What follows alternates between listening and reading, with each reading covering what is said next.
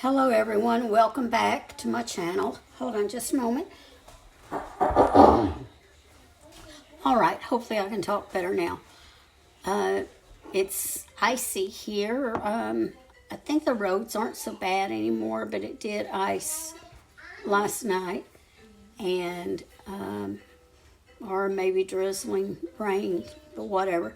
But it is cold, so I'm going to make some gumbo. I planned the other day to make some. So I'm going to make it tonight, and I'm just going to show you how I do it. There are so many different ways to do it, and you can put whatever you want in it, whatever meats, whatever vegetables. The main thing is to use usually green peppers and, you know, the green bell peppers, onions, and celery. Okay, I will not be using celery in mine. My husband could not eat cooked celery, and my son cannot either. So I will be leaving those out. But it is a lot better if you do put those in there. So let's get started. The main thing is, too, you have to have a roux. All right, so I'm going to bring you down.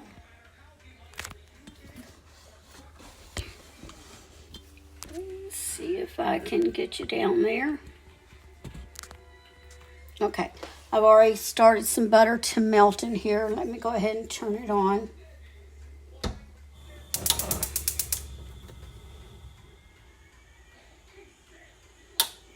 And if you have never made a roux, it's just equal parts butter and flour. And I have about a tablespoon and a half of flour, and butter, and I'm going to put in about a tablespoon and a half of flour. Okay.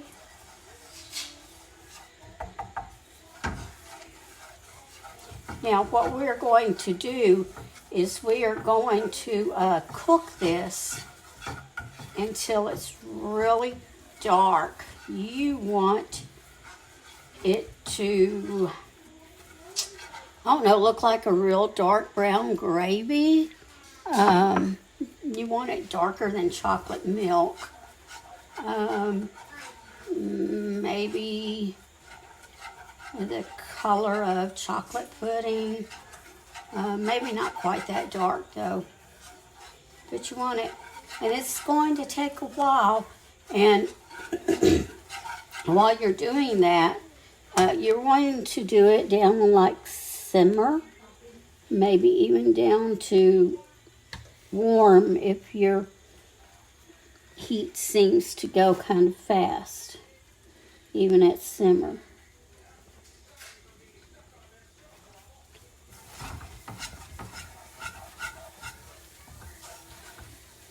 You do not want to leave the kitchen while you're doing this, because you want to keep a constant check on it, okay? Keep check on it constantly.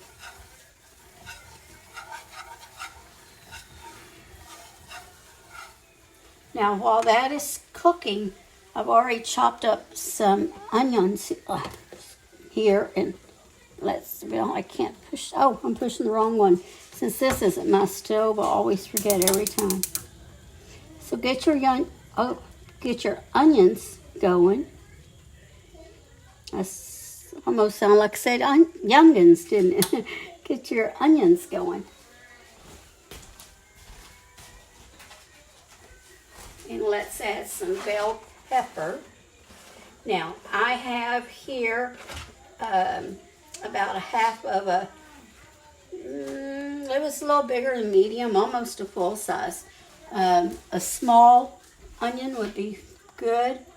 And this was pretty large bell pepper, so I used half of it. And again, you can use however much you want. Okay.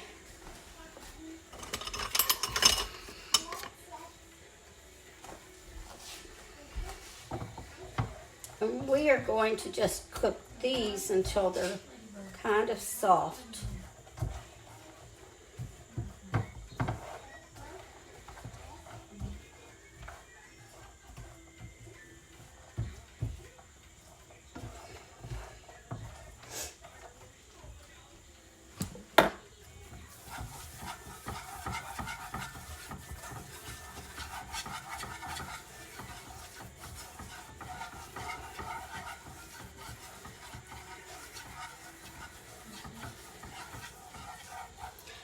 Now I'm going to tell you something about this roux. If I were you, I would use real butter. If you don't want to use butter and you're wanting to keep it a little healthier, then maybe use some olive oil. And the reason I say that is because if you use margarine, many times they have, I'll bring it up here and talk to you. Many times they have water in them. And so this isn't going to mix right. The water will start to thicken the flour in there.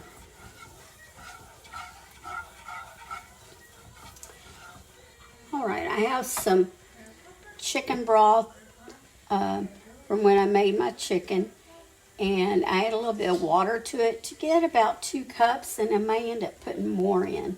So I'm going to go ahead and turn that on here. Hey, I got the right one. And I'm just going to get that kind of like up to a simmer too. And to that, I'm going to add about 2 teaspoons of this Better Than Bouillon. If you have never used this, use it. I like it a lot better than the bouillon cubes or even the boxed chicken broth. Okay, I know that's not a real teaspoon, so get that out. Okay, a little bit more, should be about 2 teaspoons. And I'll taste that later and see if I want more in it or not.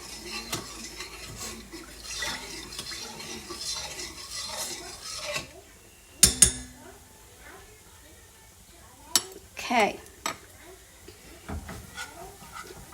Let's turn this back.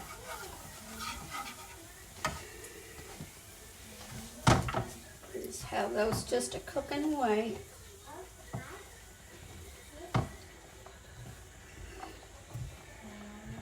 As most of you know already, the Ukraine, was attacked by Russia. And let's keep all those people in our prayers.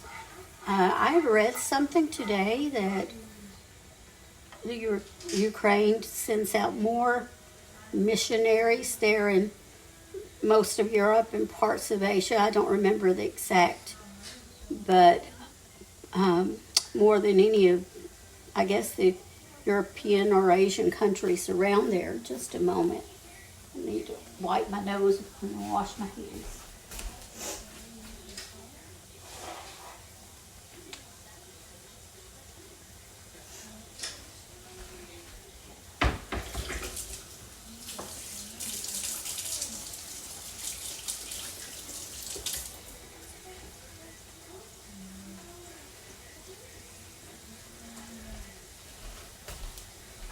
All right, I'm back. And there are several, converts over there in Ukraine that live there.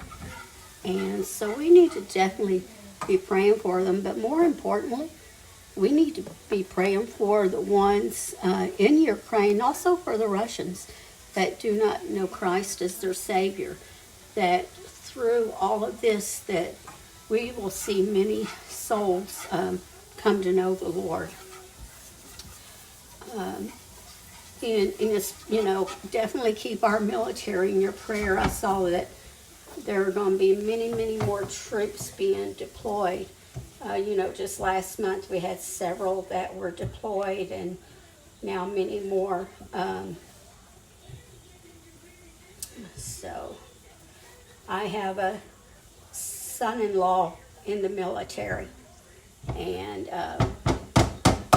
whether he's deploying or not, I don't think so. because of the position that he's in right now. He's not, when he was assigned it, he was told that he would not deploy for at least 3 years, so he may not, you know,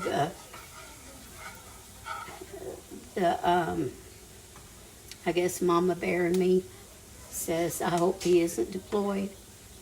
But then that's the way I feel about all of our service members, that I wish they wouldn't have to be. I'm an Army veteran, and during my time, it was considered the Cold War, and this is what we trained for. We trained for an attack from Russia. And at that time, of course, Russia was under communism. That's when West and East were divided. And we were always, you know, we were taught how to be on the lookout for them infiltrating. And, of course, we were taught how to combat them and different things of that. So right now, this is something really dear to my heart. It's really laying on my heart a lot. Okay, I'm going to bring you back while I keep babysitting this, and I'll bring you back when it's finished, okay? All right, something I forgot to tell you is, can you see how this is kind of bubbling a little? That is what you want it to be doing, this kind of a slow bubble. And if it starts to get too much, that's when you're really, you know, you're going to really turn that heat down even more. So have it at a slow bubble. Okay, I'll be back in a minute. Okay, I'm bringing you back on for a minute to show you what this looks like right now. Do you see how dark that is? I want to get even a little bit darker. Okay, can you see that? Okay, back in a minute. Okay, I have this about as dark as I want it. So now I'm going to bring it over here to where I have that broth simmering, and I'm going to put it in there.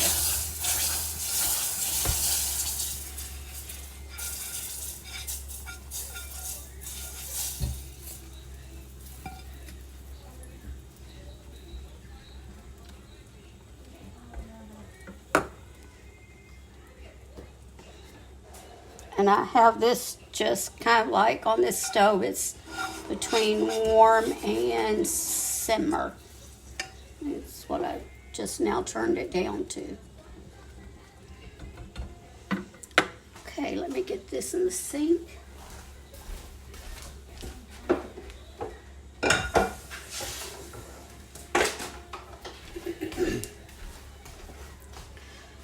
Okay, now going to stir this. Now I normally like to put smoked sausage in mine, but my daughter-in-law's expecting a baby, so I finally come to realize that they're not supposed to have even with my daughters, they're supposed to have hot dogs or lunch meat, and I don't know how many preservatives smoked sausage normally has, but I'm not going to put it in here tonight, just in case it has a lot. I have a couple left over from breakfast the other morning, and I think it was like one small one. So I'm going to heat that up and cut it up, and my son and I can eat some of that, you know.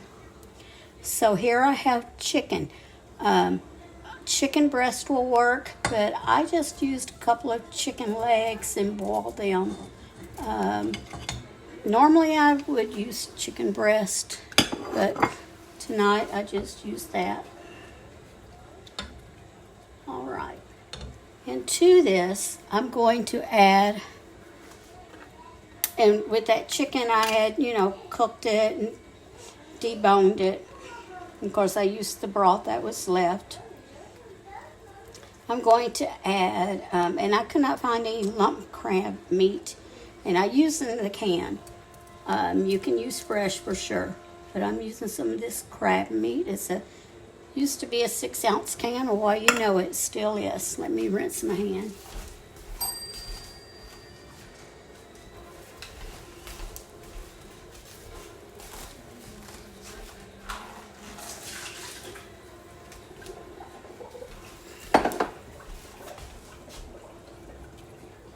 All right. You see over here, I have some rice cooking. I won't put that in. That's just to eat on the side. And like I said, I'm not putting the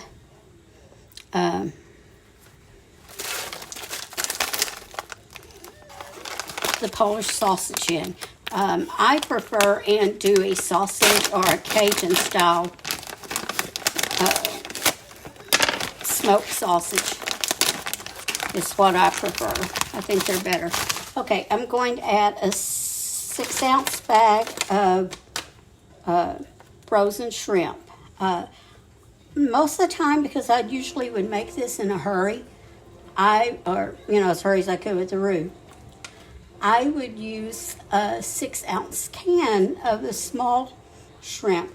Well, they did not have any, so I got this frozen. So I'm going to use about half of this bag because it's a 12-ounce bag. Let me get that all in there. I need to bring this off a little bit there, back it off a little. Okay.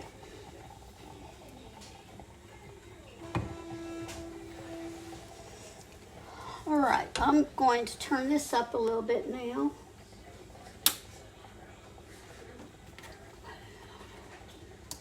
Okay, I turned it up to about a simmer. I'm going to add some Creole seasoning. I'm going to add about a teaspoon.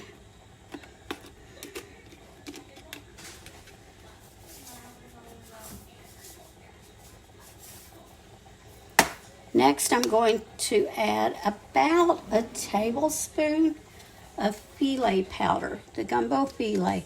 And if you cannot find that, just add a little bit of extra, well, my brain's not working, a little bit extra Creole seasoning.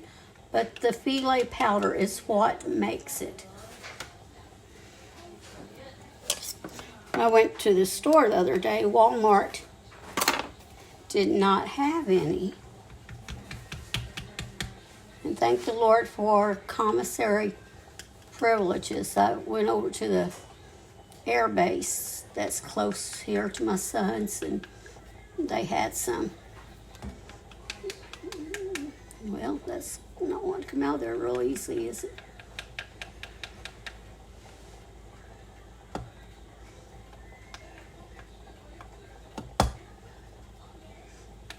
It's kind of tough.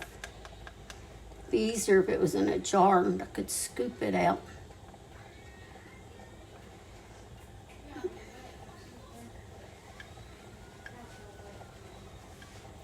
Okay.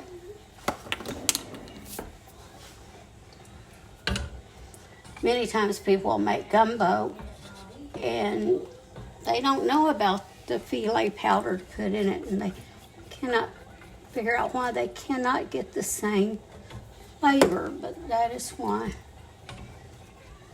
I used to cook. Okay, we're going to let that sit there for just a little while, let it simmer for a while. I used to cook on Monday nights at church. Church I used to attend for what do you call it, visitation, church visitation. And there was a man there that one night he came up and he told me, he said, I didn't think I liked gumbo. I've never eaten any that I liked. He said, but I just went ahead and tried yours. And he said it was really good, and he must have liked it because he ate several bowls of it that night.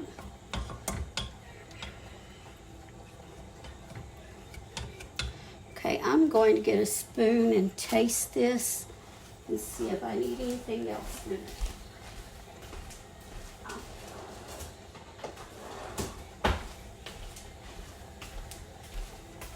I do know something I left out, and that was some garlic. So I need some minced garlic. Where's my knife? Okay. About a tablespoon of minced garlic in it. And I just get that you can buy from the store in the jar, already minced. It's just as good as chopping it yourself.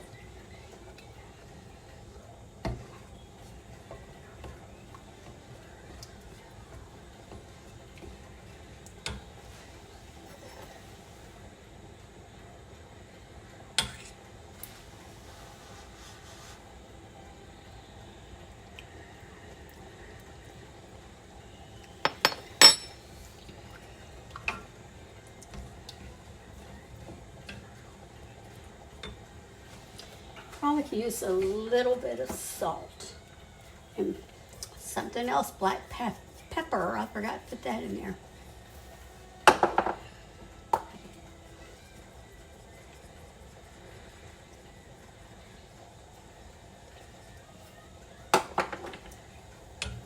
Okay, let me go get another spoon and try it again.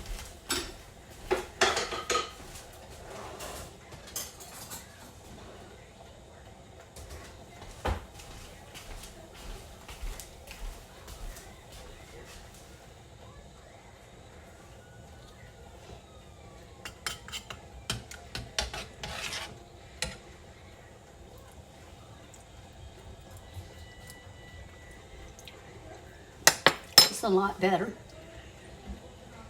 That is good.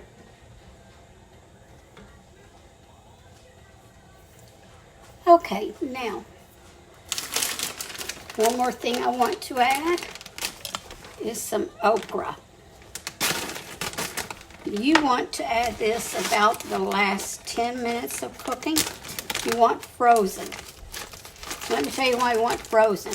Because if you use fresh, it's going to get kind of gummy. I know it's called gumbo, but you don't want that. And I'm not meaning gummy so much as that sliminess that can come with okra. Unless you like that sliminess. Okay, I'm going to use about a third of this bag. About 4 ounces, this 12-ounce bag.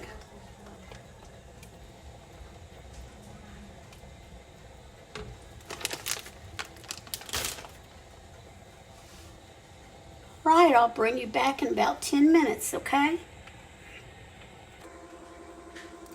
All right, I have finished cooking it, and I have a little bit of rice that I will taste for you.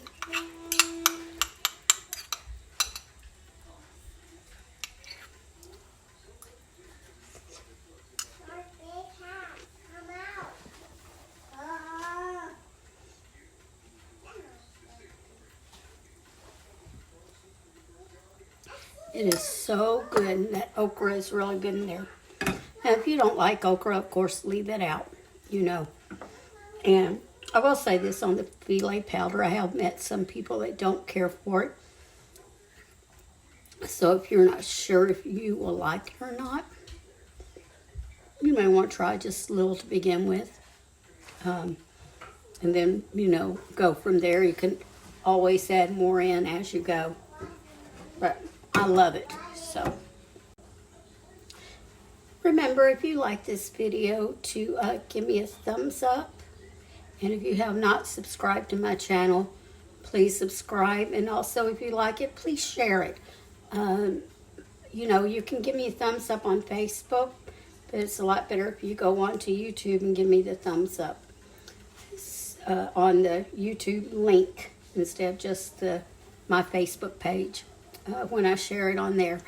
So I hope y'all will enjoy this, okay? All right, well, I'm glad that you watched this with me as I cooked. And to remember always to season your cooking with love. Y'all have a good night.